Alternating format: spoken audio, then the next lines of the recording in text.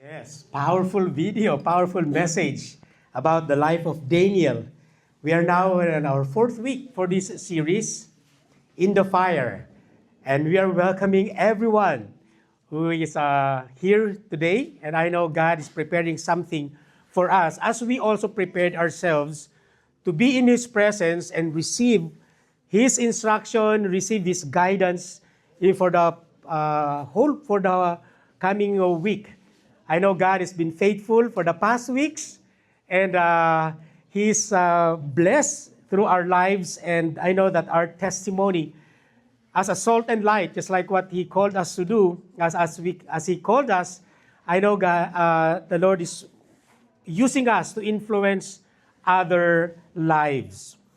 Okay, so again, welcome each and every one of us, and we're going to have our fourth week for this series, In the Fire. Okay, so the objective of this series is for us to learn, the believers, learn how to live with unshakable faith. You say unshakable faith.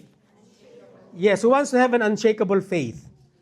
Yes, okay. There will be earthquakes in our lives, just like what happened in Cebu. Okay, there will be earthquakes and buildings that are weak in foundation collapsed, right? So our faith will be tested. But you know what? As we put our trust in the Lord, I know God is going to strengthen us, strengthen our foundation, so that whenever the time comes, we will be unshakable. Okay, unshakable faith, godly courage, and steadfast hope in a culture that pressures us to compromise. Okay, we are surrounded by challenges. And with this series, we are studying the book of Daniel. Okay, I really encourage us to read the book of Daniel because we will learn a lot. Even in the coming days, or should we say, the end times. This is the book of Revelation in the Old Testament. Okay, so foreseeing what is about to happen or to come, even in Israel and even in the life of every believer. Okay? Through the book of Daniel, we will see how God's people can thrive even in the fires of trials, temptations, and oppositions by trusting God's sovereignty and holding fast to His truth. So we hold on to the Word of God. We hold on to the promises of God. So we can say in this series that when the heat rises, or temptation or challenges rises, God's presence empowers His people, us, believers, to stand firm and shine bright for His glory. Every temptation is a time for you to shine. Okay? Shine bright for His glory, not for us, but for the glory of God. So for the past 3 Sundays, we studied different kinds of faith. Week 1, we studied about the unyielding faith of these 3 young men. Okay, Daniel and his friends. Though they were exiled from Judah to Babylon, they did not allow the influence of Babylon to eat them. Or should we say to influence them. But they stood firm against the influence of the Babylonian system. So Daniel, Shadrach, Meshach, and Abednego, or Hananiah, Azariah, and Mishael stood firm and had an unyielding faith so that they will not be swayed to the culture of the Babylonians. Week 2, we studied about courageous faith, the courageous faith of Daniel. Okay, facing Nebuchadnezzar, interpreting his dream. Okay, he entered into the scene to interpret the dream of Nebuchadnezzar and warn the king about the coming future. Okay, last Sunday, Pastor Marlo talked about uncompromising faith. Okay, what happened to the friends of Daniel? They were put into the microwave, a furnace, should we say. They were placed inside it because they refused to worship the idol that Nebuchadnezzar set up, about 90 feet golden statue. I wonder where that statue is now. Okay, someday perhaps an archaeologist will dig it and will tell that this is the remember that's gold, pure gold, 24 karat gold. But then when we read the story, they the three friends of Daniel, Shadrach, Meshach, and Abednego, were rescued from that furnace because the people who placed them in the furnace, and even Nebuchadnezzar, saw the fourth person. It seems to be the sons of gods. But they acknowledge that it is the Son of God indeed, who made them safe in spite of the heat of that furnace. And Pastor Marlo said that uncompromising faith shows absolute confidence, reliance, and commitment to God. Wow, what a powerful statement. So when we have an uncompromising faith, our absolute confidence is in the Lord. Our reliance is in the Lord. And our commitment is in Him. This morning, we're going to talk about humbled faith. Yeah, humbled faith. And our tagline is, God resists the proud, but give grace to the humble. Okay, God resists the proud, but give grace to the humble. This is a warning and an encouragement for all of us. If we are taking pride in everything that we have accomplished, then it is a warning. That thing might be taken away from you. Those accomplishments. Now, this is not to put fear in our hearts, but again, to go back to God, to put our confidence in Him, to make our commitment that He only is the one we are going to worship. Now, we're going to read chapter 4 of the book of Daniel. This is quite long, but I really encourage us to stand as we read and put ourselves in the presence of God as we receive His word into this passage. Okay, Daniel chapter 4, verse 29 to 33, it says, at the end of the 12 months, so 1 year, Nebuchadnezzar was walking on the roof of the royal palace of Babylon. And the king answered and said, is it not this great Babylon which I have built by my mighty power as a royal residence and for the glory of my majesty? While the words were still in the king's mouth, there fell a voice from heaven, O King Nebuchadnezzar, to you it is spoken, the kingdom has departed from you. Or in the other translation, it has been taken away from you. And you shall be driven among men. And your dwelling shall be with the beasts of the field, to eat grass like an ox.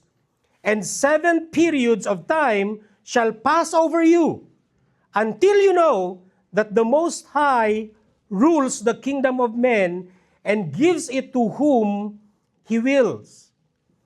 And immediately the word was fulfilled against Nebuchadnezzar. He was driven among the men and ate like an ox, and his body was wet with dew of heaven till his hair grew as long as eagle's feathers, and his nails were like birds' claws. Okay, let us jump in verse 37. Now, after the 7 year of degradation, Nebuchadnezzar acknowledged God, and he said, now I, Nebuchadnezzar, praise and extol and honor the King of heaven, for all his works are right, and his ways are just. And those who walk in pride, he is able to humble. Let's pray. Lord, thank you for your word that reminds us that we must put our trust in you alone, that we must not put confidence in our own selves, in our accomplishments, and even in our own wisdom. Thank you, God, that you are welcoming each and every one of us to come into your presence, humbling ourselves, Lord God, surrendering ourselves to you, knowing that you are the sovereign God, and that you are in charge of our lives and even in the affairs of all the people here on earth. Guide us, Lord God, as we study your word. Open our hearts. Give us wisdom to understand.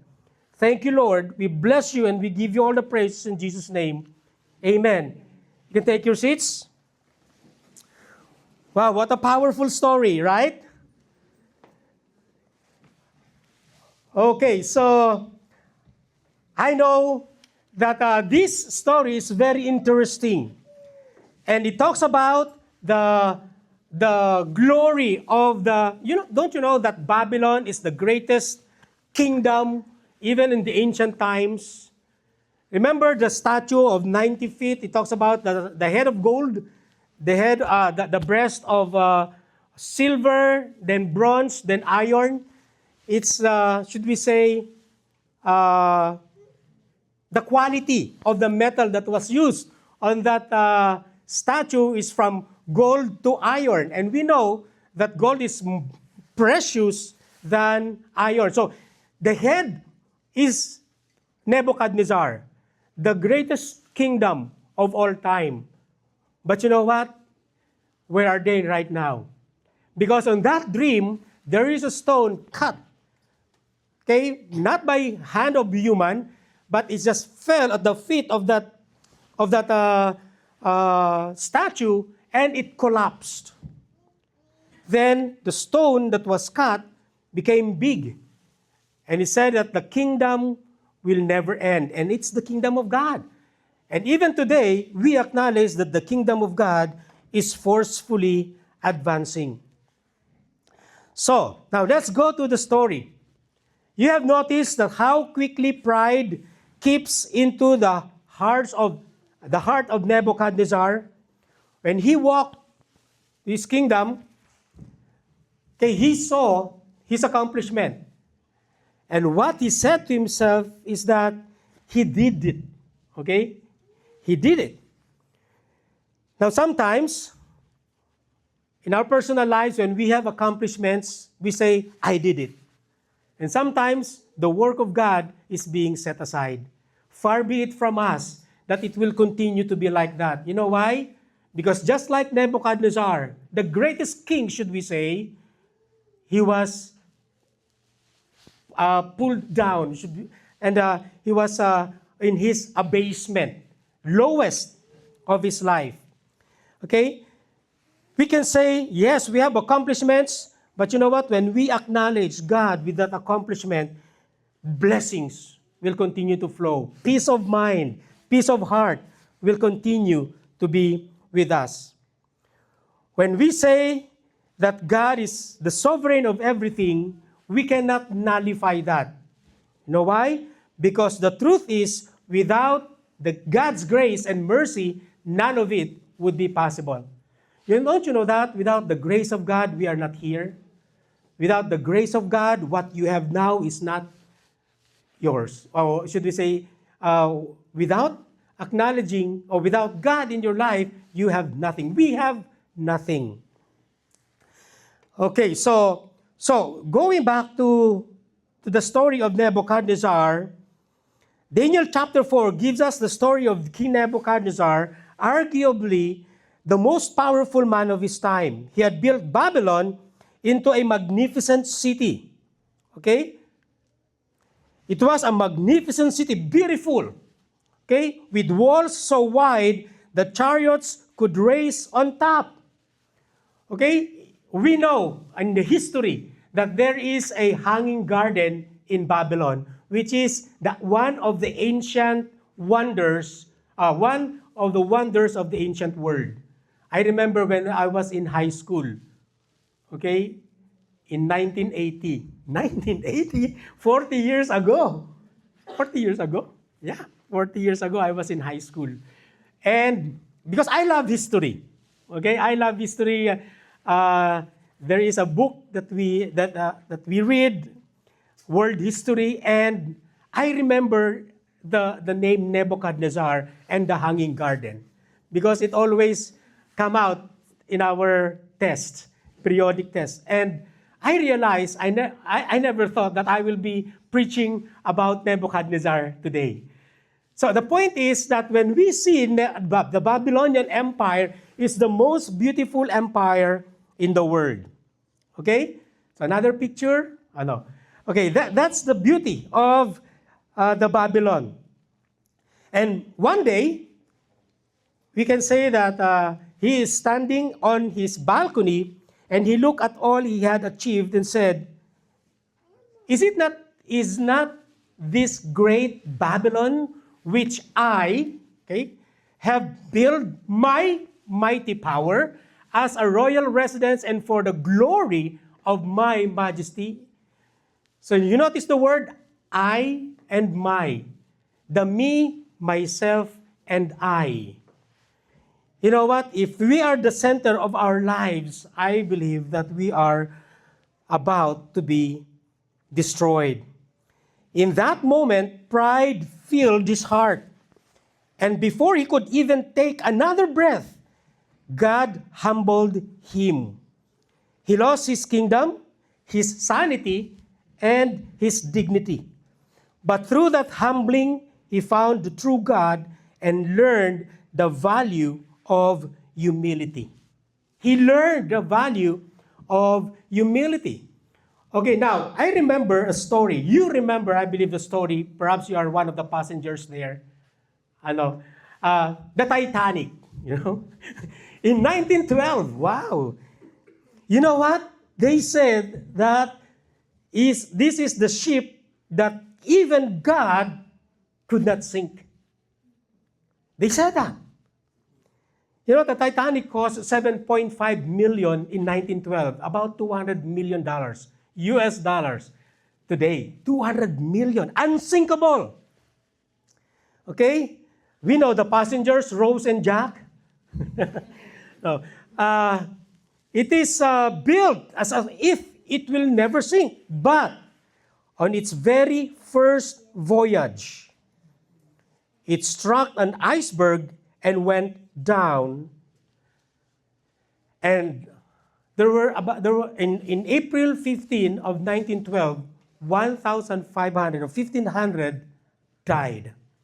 Out of 2,200 passengers, 1,500 died. The unsinkable sunk. Why? Because I can say that they mocked God. They said that even God could not sink. In Tagalog, iceberg lang ang katapat. Ano lang ang katapat mo? Okay, para ikaw ay mag-sink o lumubog. Okay? That tragedy reminds us that human pride can never outmatch God's power. It reminds us that no human achievement can outsmart God's power. You know what the Bible says? That pride goes before destruction, and a haughty spirit before a fall. Pride exalts himself. Pride exalts self. Humility exalts God. Let us be reminded of this. Yes, we have accomplishments, we have that strength, we have wealth, but without acknowledging God, that thing that we have might be gone in just a second. But praise God, He is merciful. He is always reminding us that, son, I'm here. Daughter, I'm here. My child, I'm here. Just like Nebuchadnezzar, pride blinds us to God's sovereignty and power. But humility opens our eyes to see His greatness. Pride is the one of the greatest danger in life. Again, it blinds us to God's sovereignty and make us think we are in charge or we are in control. But let me remind you this, that He is in control. He is the sovereign God. Nebuchadnezzar, the most powerful man in the world, learned the hard way that God will not share His glory with another. In Daniel chapter 4, his pride led him to humiliation. But in that place of brokenness, he discovered the greatness of God and the beauty of humility. You know what? Far be it from us that God will humble us down. But when we examine ourselves and we are having that pride, then we can come to the Lord, because the consequences is very much different than when you are caught and than when you humbled yourself. Right? So, let us learn 3 important things about this passage. Number 1, pride brings downfall. Let us read this one. 1, 2, 3. Pride. Yes, pride brings downfall. So in verse 29, okay, let's go back to the story. Verse 29, at the end of the 12 months, he was walking on the roof of the royal palace of Babylon. Now, 12 months of what? Now remember that Daniel interpreted Nebuchadnezzar's dream about that statue. After a year, he did not took the warning, but again, kumbaga, wala pang isang taon. Grabe na. His pride went up to his head. Okay? He says there, after a year. Now, verse 30, this is what he said. Is it not this great Babylon which I have built by my mighty power as a royal residence and for the glory of my majesty? He acknowledged himself to be the one who made Babylon great. Now Nebuchadnezzar looked at Babylon and said these words. Okay? He attributed all successes to himself and forgot God as the source of power. Pride always precedes destruction, just like what you have said in Proverbs chapter 16, verse 18. So, with these words, pride brings the downfall. It happened to Nebuchadnezzar. It happened to the builders of Titanic. And it happens to many people who did not acknowledge God. You know what? I'm saddened by the people who are very bright, or very, should we say, they are genius, yet they don't acknowledge God. They forget that the one who gave it to them is God himself. They say that I worked for this. Okay? My sweat and blood, I work for this. But you know what? Without God, we are nothing. Let us be reminded of that. We might have that accomplishments in our lives. You might be the CEO, the COO, what else?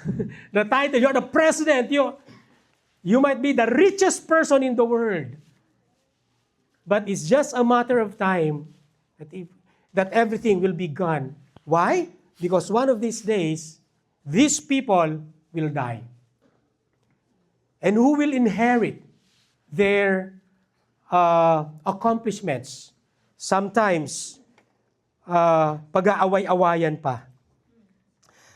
Again, it's very important for us to acknowledge that everything comes from God.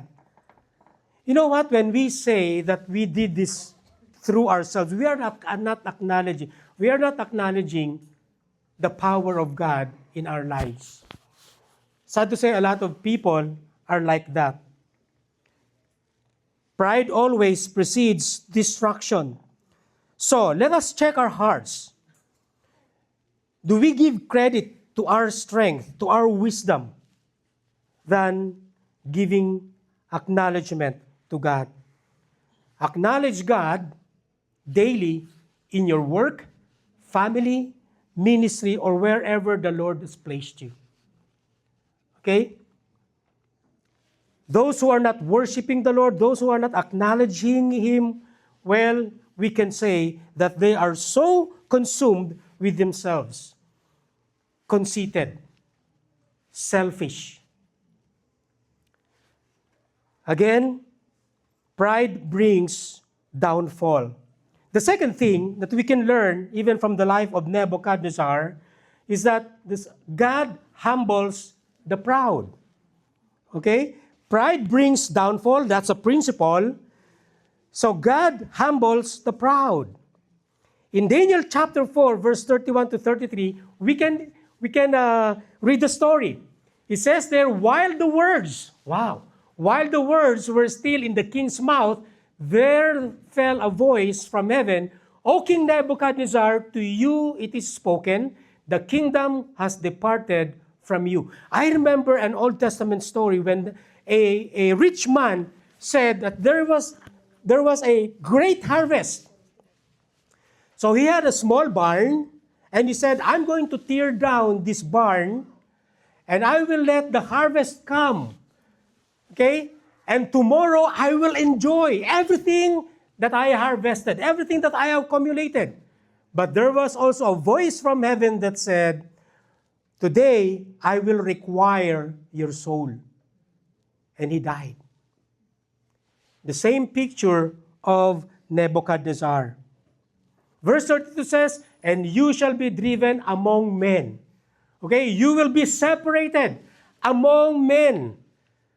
And your dwelling shall be with the beasts of the field. And you shall be made to eat grass like an ox.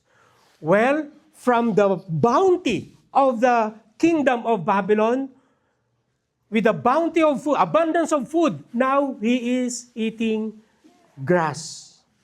Kangkong. Well, it's not kangkong. But the point is, he is eating something that man doesn't eat. Grass. And you know what? How many years he was in this condition? 7 years. And 7 periods of time shall pass over you. Wow! 7 years. Until you know, now this is the word, until you know. So there is a time limit that the Most High rules kingdom of men and gives it to whom He will. Until. Let that word sink into our mind. Until. You know what? It is important for us to acknowledge God always in our daily lives. That's why at the end of the day, you say, Lord, thank you for your guidance. Thank you for your protection. Thank you for the accomplishment that I received. Lord, thank you that I have no conflict with my workmate.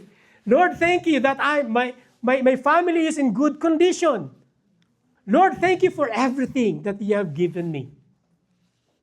I acknowledge you as the source of everything. You have the strength, but God is the source of that. For 7 years, Nebuchadnezzar experienced these things.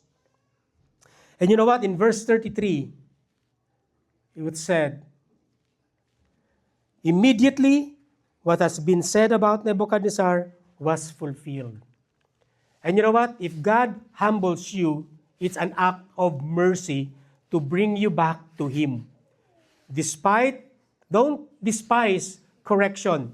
Embrace it as God's loving discipline. If we are experiencing discipline, if we are experiencing challenges, don't say that, I'm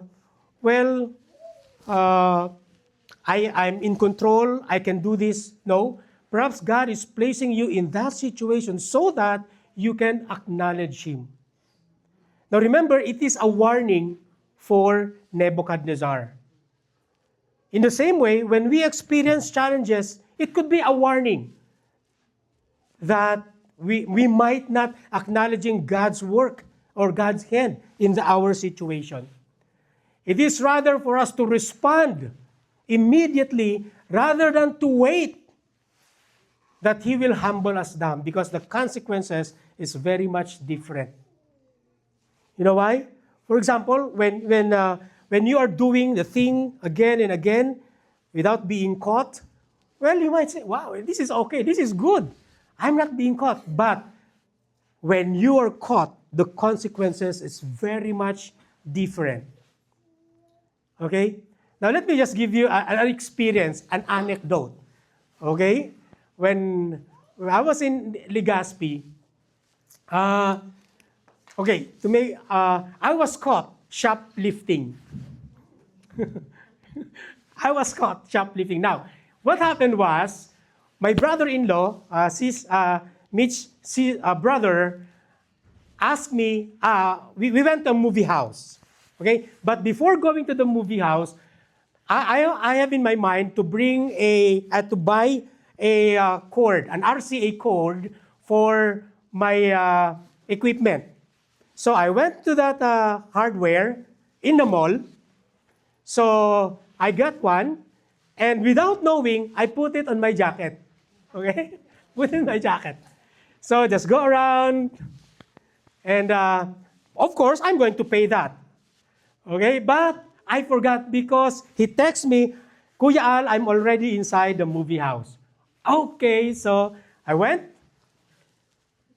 paid the ticket, then went to the balcony. There's still a balcony, okay?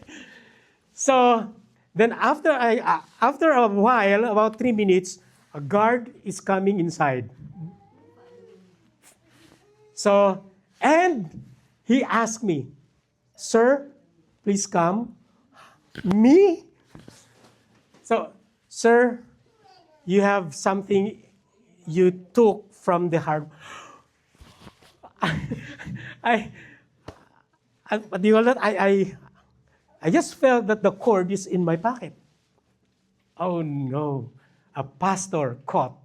Headline, pastor caught. Shoplifting. No, Lord, what face I'm going to show to my congregation? So I was brought to the basement where the security, and I told them, I really don't know. I'm sorry.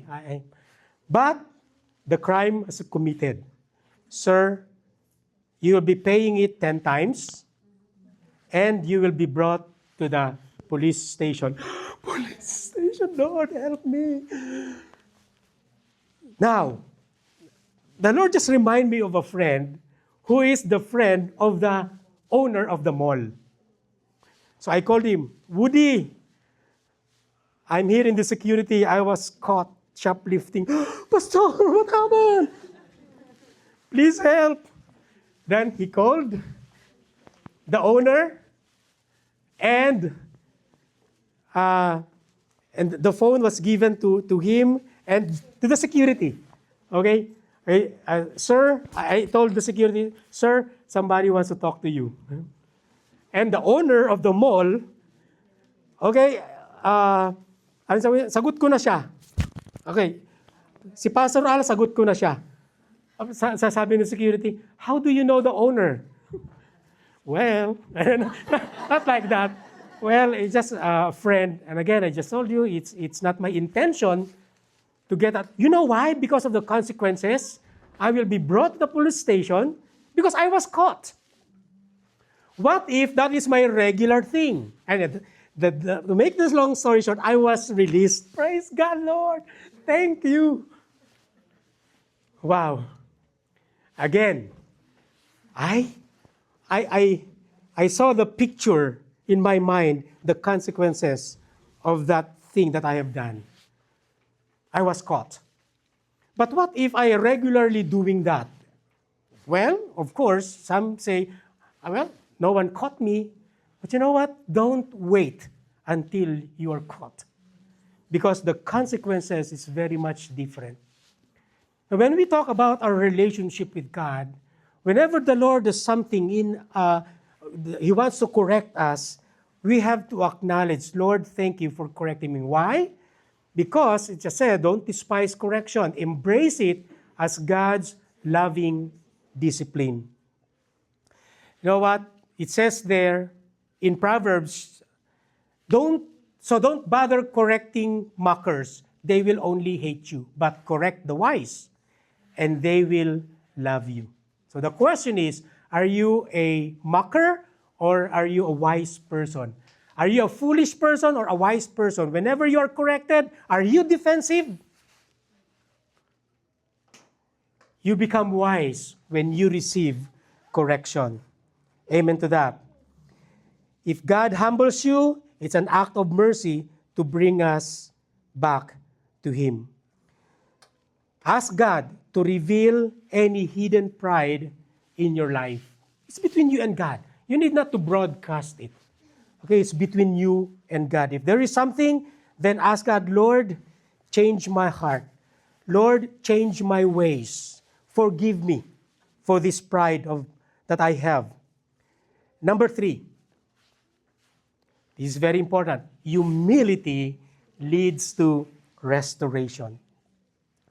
God humbles us, not to destroy us, but to restore us. The correction that He is giving us is not for us to be destroyed, but to restore us. So go back to Daniel chapter 4, verse 34, and it says, At the end of all the days, I, Nebuchadnezzar, lifted up my eyes to heaven, and my reason returned to me, or his reasoning, okay, or his right mind returned to me. And I blessed the Most High and praised and honored Him who lives forever. Now it is no longer I, but God Himself. For His dominion. Now when we say dominion, it talks about the power or right of governing and controlling, and about the sovereign authority. Now, remember when we say God is in control or God is in charge, it is always for our advantage. It is always for our good. Remember Jeremiah 29:11, For I know the plans I have for you. A plan to prosper you, not to harm you, but a plan to give you future and hope. Sometimes we don't pray about our plans. Sometimes we just go on our own way. But you know what? God's plan is for us, for our good, for our own good. Okay? When we talk about His control, then we are acknowledging that, Lord, be my guide. Okay? So, when we say dominion, it is the right or power to govern and to be in charge. In this passage, it says, For His dominion is an everlasting dominion. So this is from Nebuchadnezzar. And His kingdom endures from generation to generation. All the inhabitants of the earth are accounted as nothing. And He does according to His will among the hosts of heaven and among the inhabitants of the earth. And none can stay His hand or say to Him, What have you done? You know, when we say, Lord, what have you done? It is always for our own good. Okay? When we ask God, Lord, why? God is preparing us for greater things. God is preparing us for something that our eyes have not seen before. But it will be for our benefit. Verse 36, it says, At the same time, my reason returned to me, and for the glory of my kingdom, and my majesty and splendor returned to me. So everything was returned to Him. And He said, My counselors and my lords sought me, and I was established in my kingdom. And still more greatness was added to me. Wow! More greatness was added unto Him. Why? Because He acknowledged the power of God. Everything was taken away from Him when He was proud. But everything more than He has was given back to Him. I remember also Job. Everything was taken away from him. But you know what happened to Job? He did not curse God. He acknowledged God. And in the same way, it was returned to him more than what he had. I believe in the same way.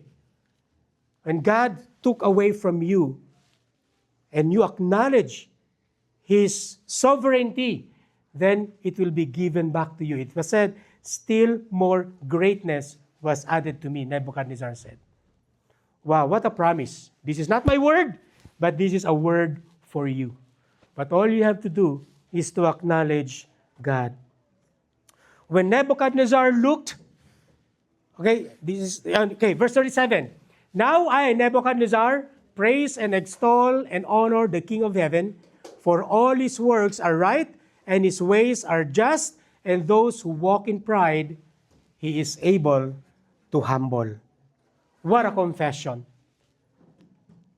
So, if we have accomplishments, let us give glory to God. Let us thank God. Let us allot time in serving Him.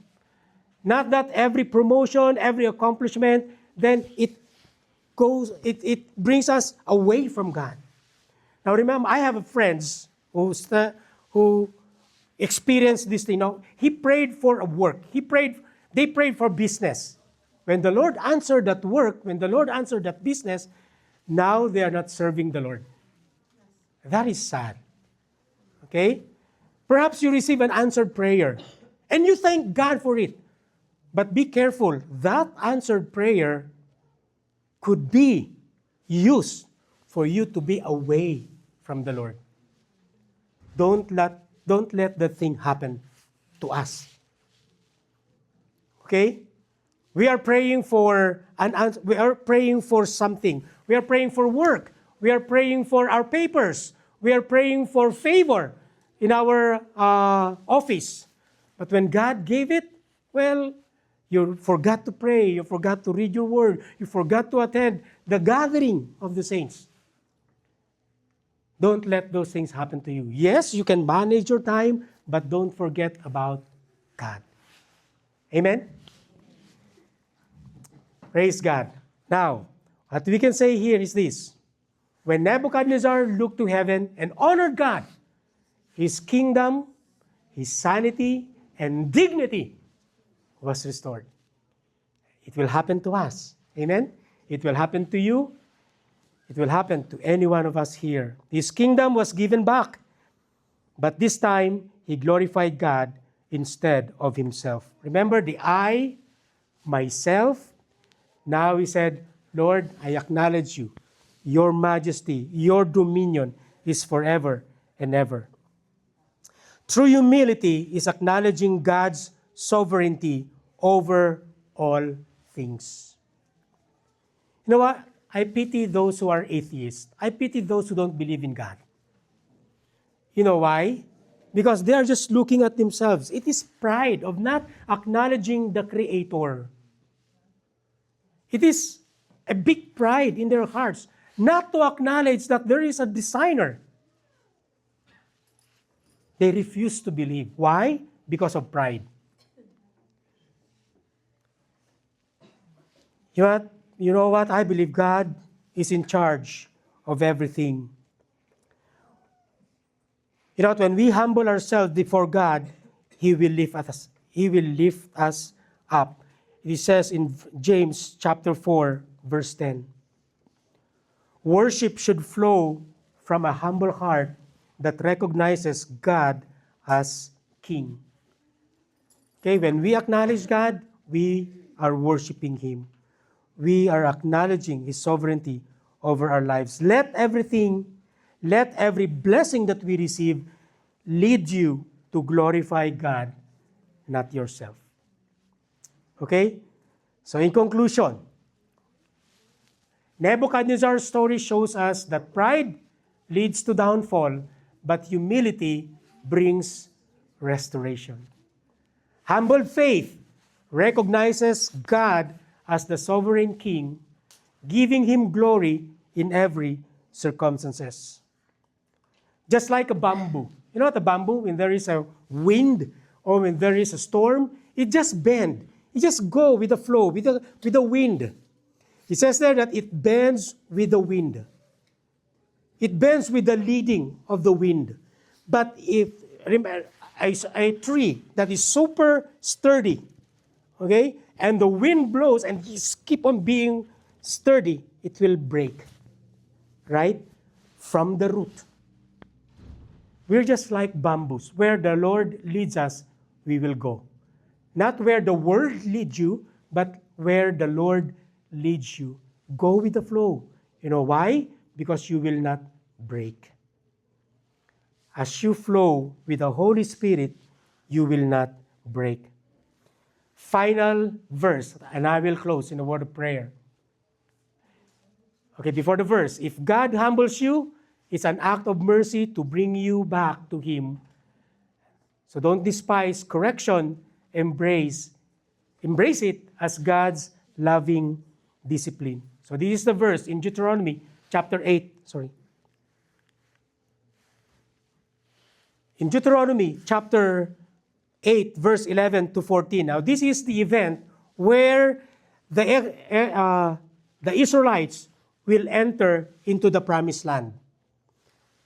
Moses told them this instruction: take care lest you forget the Lord your God by not keeping His commandments and His rules and His statutes, which I command you today. Lest when you have eaten and are full and have built good houses and live in them, and when your herds and flocks multiply and your silver and gold is multiplied, and all that you have is multiplied. What do you mean? You are blessed in the land that I'm going to bring you. It says there, then your heart be lifted up, and you forget the Lord your God, who brought you out of the land of Egypt, or your old life, out of the house of slavery. What God said in verse 13, going back to verse 13, Jera, going back to verse 13, take care lest you forget. Whatever you have now is the blessing from the Lord. Don't forget that. Amen? Let's pray. Hallelujah. Thank you, Jesus. Lord, indeed, you acknowledge humbled faith. You resist the proud, but give grace to the humble. Lord, forgive us, for there are times that we forget about you because we have blessing on our table. We have blessing on our hands. Lord, correct our hearts. Thank you that we could learn from the life of Nebuchadnezzar, the greatest king in the ancient times. He was humbled down for 7 years, and the consequences was unbearable. He lived with the animals, he ate grass, his hair got long, his nails got long. He is in a miserable situation until he acknowledged you.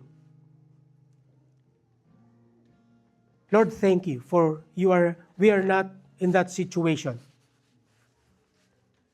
Please don't allow that we will be in that situation. That's why right now, Lord, we acknowledge you as our blessor. You as the one who is in charge of everything in our lives.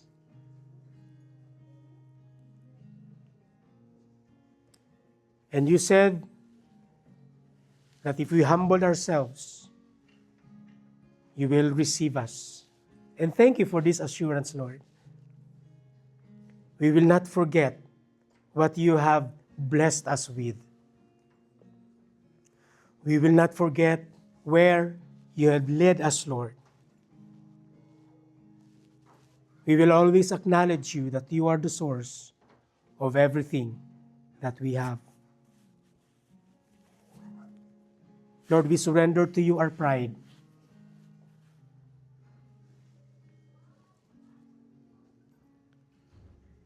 Be in charge of our lives.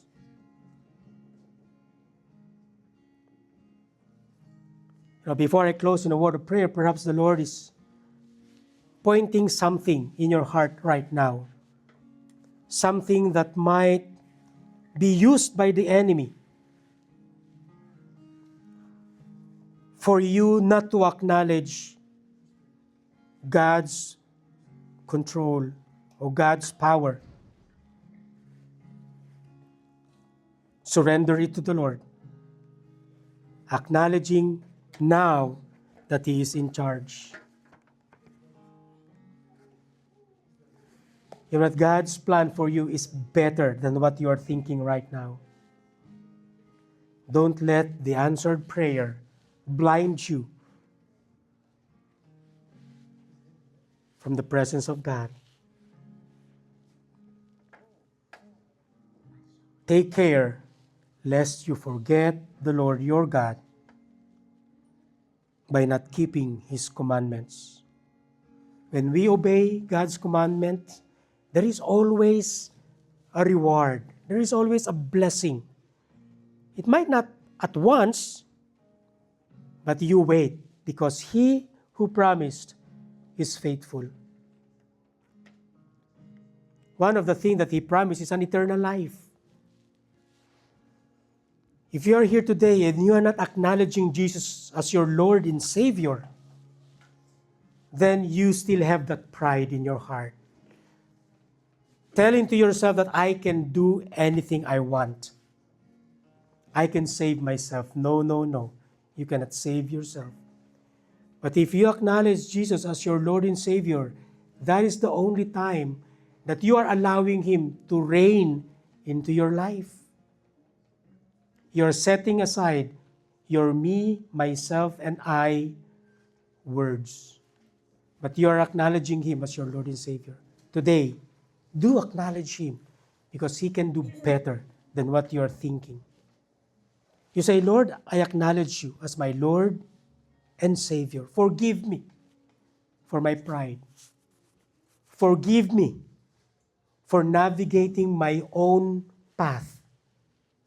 And right now, I humble myself to You, Lord, knowing that the plan that You have for me is better than the plan that I have in my mind and even in my heart. Thank You for changing me. Thank You for forgiving my sins. Now I acknowledge You as my Lord and Savior. Teach me, Lord, Your ways. Thank You. If you pray that prayer, believe that the Lord is in you right now and He is doing great and mighty things. He is ahead of you. He is preparing you for greater things. Thank You, Lord.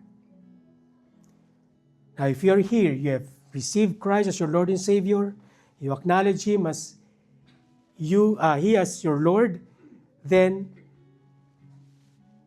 whatever that the Lord is pointing you in your heart right now, because of pride, you surrender it to Him. Saying, Lord, I surrender this thing unto Your throne. You know what? The Lord will not take it away from you. You have to surrender it. You have to.